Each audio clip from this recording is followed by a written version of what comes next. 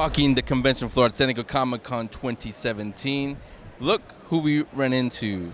EJ and Ellen from Ellen's Nobility. Here? EJ's here? Wait, Ellen? Really? Oh my goodness! Hi! Wow. How are you? What are you doing here? I just sit around doing nothing, pretty much. No, you don't. I think you produced a pretty cool show. Why? What could you be speaking of? Well, we're in a booth. Why doesn't he ask us about it? Maybe. Would you like to? What did you produce? I don't know. Well, I mean, what series? Well, yeah, that could go anywhere. What series did you produce? I am the main producer behind Nobility. It's a fun dramedy. Think of it as Firefly meets The Office with a Star Trek twist. We got an all-star cast, including the amazing Ellen Dubin. Thank you very much. Chris Judge, Walter Koenig, Tori Higginson, James Kyson, Darren Jacobs. Darren Jacobs. Give everybody credit. Let's see, Adrian Wilkinson, Miracle Laurie. Casanvar, Chris Judge. I think so. Let's see, whoever we're forgetting, I'm sorry. I always forget one. Oh, you forgot the one that's in everything. We didn't say Dougie? Doug Jones. You said I thought I said. Oh, okay. Dougie, I'm so sorry. We love you. Dougie, you're the best. Yeah, so that's what it is. That's what we've been producing. And it finally came to Amazon a few weeks ago. Now, I'm sure a big whoosh, but how does it feel now that it's out there and we can see it? Okay, so Neil Kaplan. We forgot to mention Neil Kaplan. The voice of the ship. He is the ship. Yes. And he's famous amongst Blizzard fans for a very specific line that I think is applicable right now. Hell, it's about time. So at least that's how I feel about it. I mean, I think EJ, having birthed this baby and gone through the process of having the Bible and creating it and casting it and basically overseeing the whole thing, not only the mother, the father, the sort of the ruler of the land, to finally see his baby come forward and come to fruition, I mean, it's a big deal.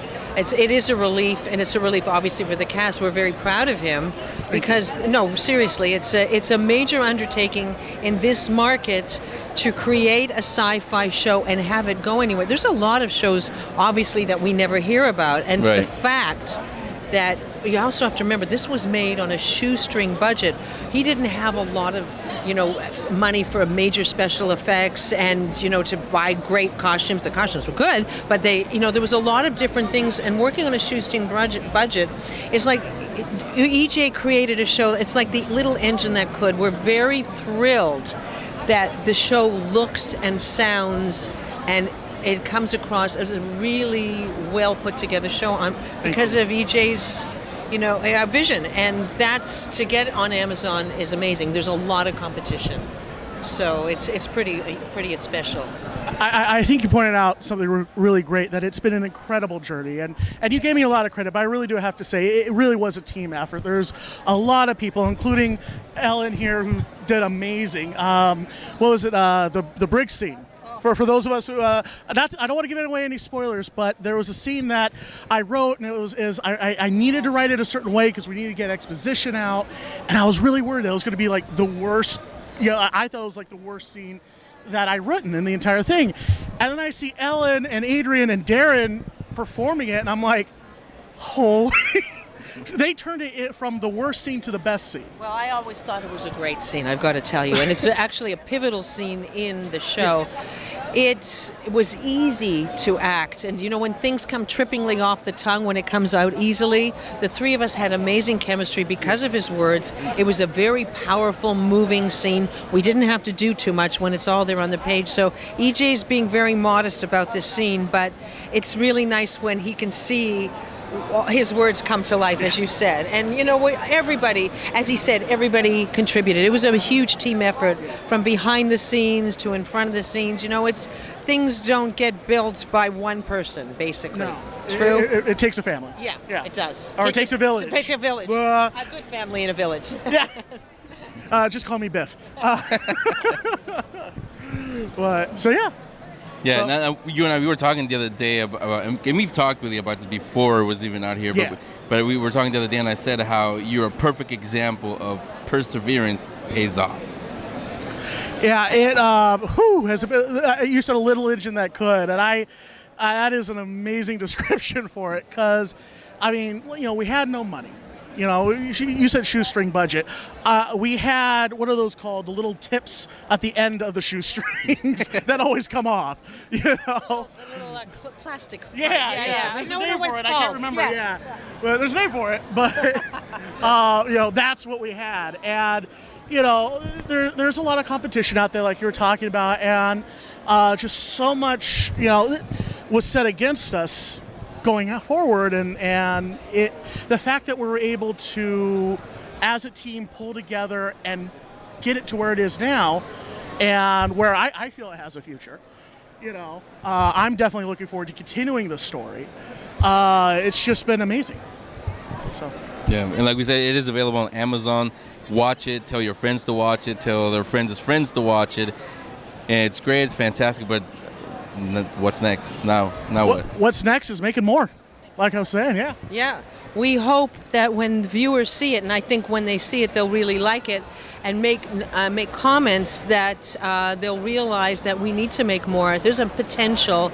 EJ's got a ton of stuff in that brain of his, potential storylines.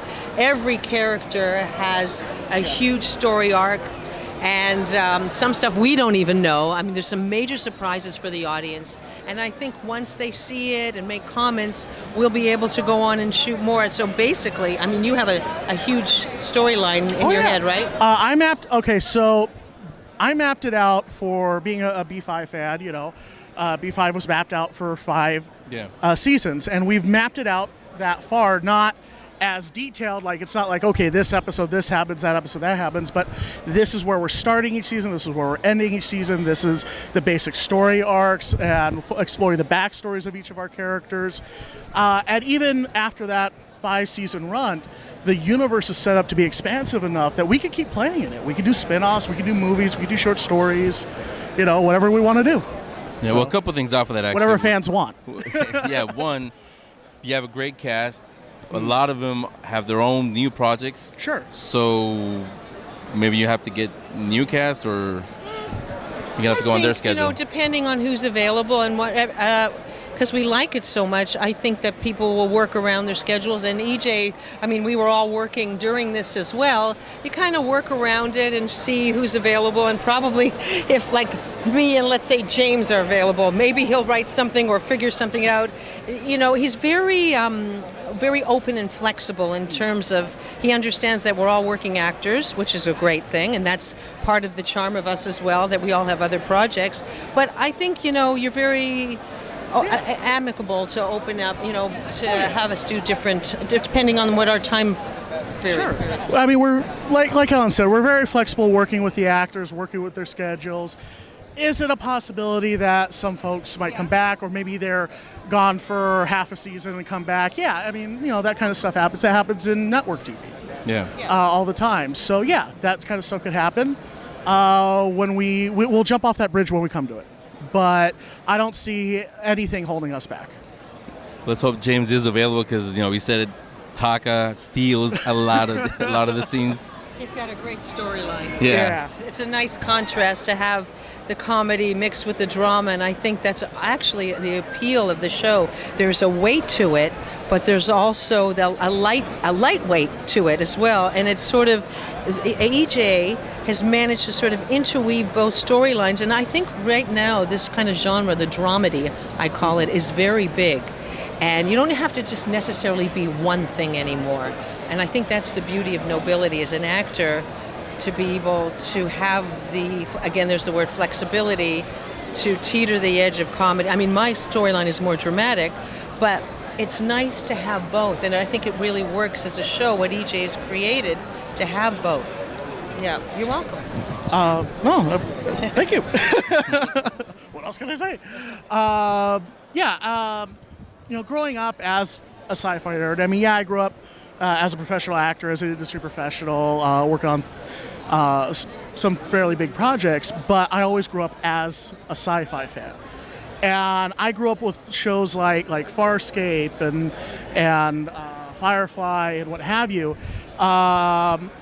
Doctor Who, and I loved how they had those weighty storylines, but you also had some levity to it. You had fun with it. Stargate was another one. Definitely had a lot of humor in it. I mean, you're sitting there, and like O'Neill wants to call our first starship the Enterprise, and things like that. And so I really felt when I started writing it that was lacking, and thankfully some of that started to come back. But still, it's going to go away unless fans support it. Yeah. So, and here's a chance. Yeah. So, since you mentioned Doctor Who and it's been a big story leading up to it, gotta get your thoughts on the new Doctor. Honestly, okay, great. Yeah. I mean, you've got a female Doctor Who. That's awesome. Yeah, I don't know what else I can say about it because they've been setting this up for years now. The entire Capaldi era is that you could change it. Even back in the Matt Smith era, they were hinting at it that Time Lords can change gender. Yeah. So for me, it's no surprise that they finally did it. And, it's great for women's rights. And why not? I'm one of those people that the best way to have equality is just show equality. Let's Don't talk about it. Yeah, don't beat people over the head with it. It's not by pretending it's not a big deal. It's a big deal. You're making your point. Yeah. And that's why I loved the way Battlestar Galactica handled it. You had so many badass women of all races and all orientations, and it's just like, okay, that's the way they are.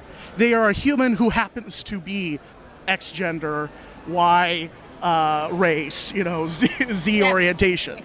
So I don't know if there's It's interesting, though, that it's created quite a dialogue. Yes. And, we're talking about it, which is great. You know what? My philosophy is a great actor, whether it's man, woman, dog, or cat, you know what we're going to see. Am I thrilled about it? Yeah, I am thrilled about it. Is her performance going to be great? She's a wonderful actress. Broadchurch is an amazing show.